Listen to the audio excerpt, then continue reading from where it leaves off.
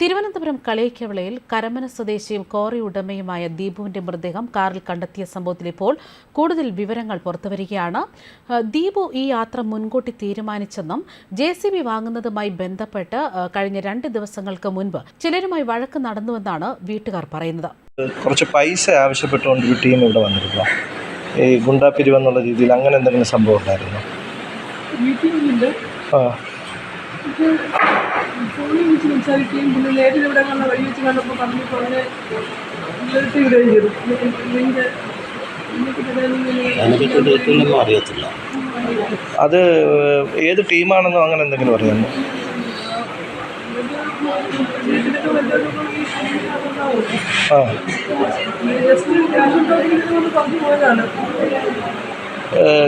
ഇന്നലെ പ്രത്യേകിച്ച് എന്തെങ്കിലും ഫോൺ വിളിയോ അങ്ങനെ എന്തെങ്കിലും വന്നതായിട്ട് അറിയാമോ?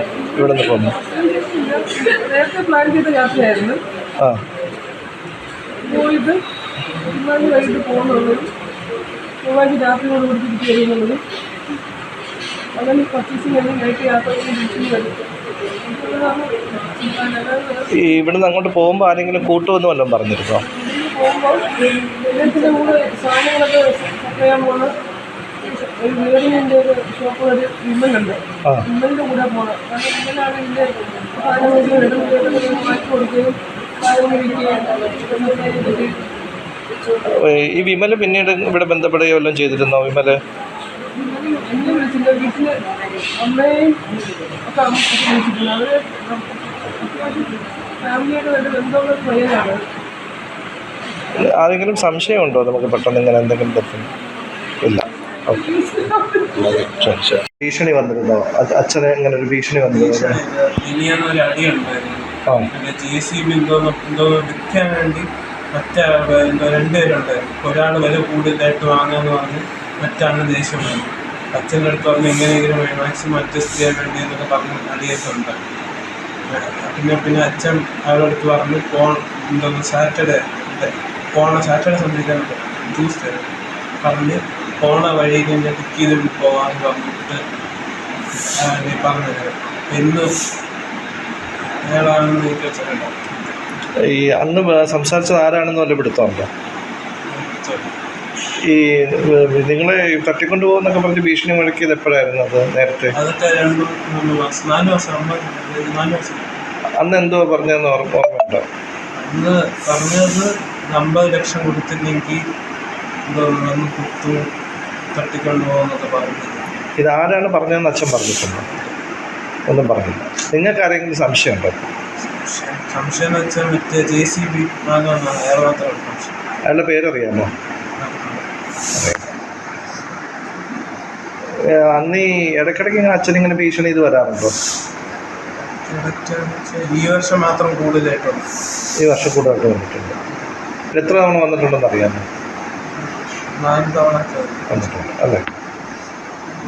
അതേസമയം സംഭവത്തിൽ ഉടൻ തന്നെ പ്രതികൾ അറസ്റ്റിലാകുമെന്നാണ് കന്യാകുമാരി SP സുന്ദരവന്ദനം പറയുന്നത്. തക്കല ഡിവൈഎസ്പിയുടെ നേതൃത്വത്തിലാണ് ഇപ്പോൾ കേസന്വേഷണം നടക്കുന്നത്. ഇവർ 4 പ്രത്യേക സംഘങ്ങൾ രൂപീകരിച്ചിരിക്കുകയാണ്. 2 സംഘങ്ങൾ കേരളത്തിലേക്കാണ് അന്വേഷണം നടത്തുന്നത്.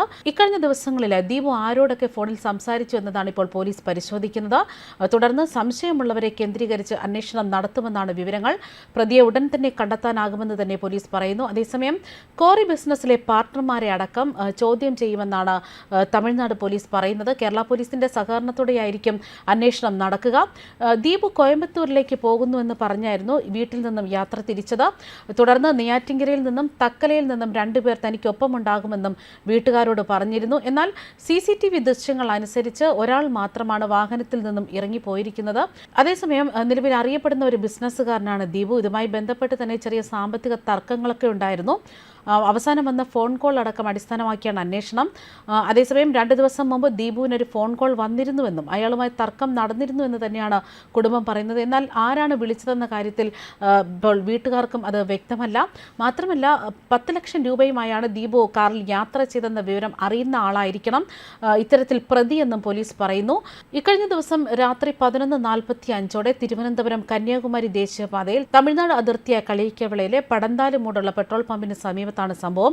ദീപുവിന്റെ ഉടമസ്ഥതയിലുള്ള മഹേന്ദ്ര SUV കാറിനുള്ളിൽ ഡ്രൈവർ സീറ്റിൽ സീറ്റ് ബെൽറ്റ് ധരിച്ചിരിക്കുന്ന നിലയിലായിരുന്നു മൃതദേഹം കണ്ടെത്തുന്നത്. വാഹനം റോഡരികിൽ അസ്വാഭാവികമായി പാർക്ക് ചെയ്തിരുന്നത് ശ്രദ്ധയിൽപ്പെട്ട പോലീസ് ചെന്ന് നോക്കുമ്പോഴാണ് ദീപുവിന്റെ മൃതദേഹം കണ്ടെത്തുന്നത്. അതിനാൽ തന്നെ ആരെയോ കാത്തു നിൽക്കുന്നതിനിടയിലാണ് ഈ സംഭവം നടക്കുന്നതെന്നാണ് പോലീസ് പറയുന്നത്.